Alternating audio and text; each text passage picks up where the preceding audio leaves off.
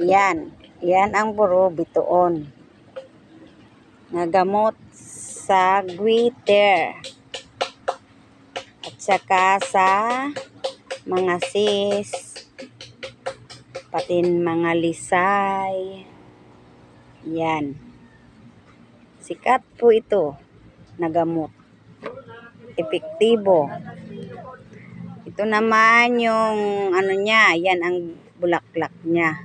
Yan. Yan. Pagka malapit na siyang lalabas yung bulaklak niya, ganyan siya. Ganyan. Oh, yan. Yan po. Yan. Yan siya. At ganito naman yung niya, yung dahon niya. Yan. Yan ang dahon niya.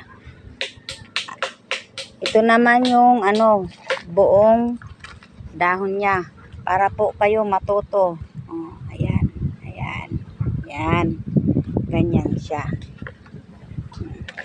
Ganito naman yung bulaklak niya. Yan. Oh.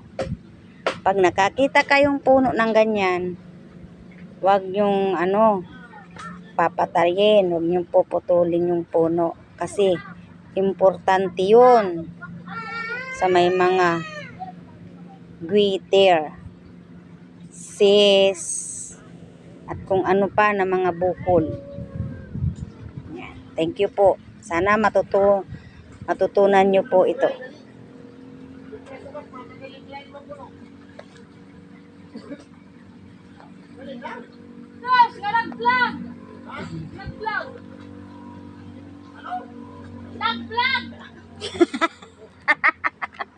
Paano man pagkuhan ni Be? Pag kaunti din ni Be. Be. Hain. Didi? Ano ba? Gabiton? Hain na. Burbit ba to diri ito? Gabiton?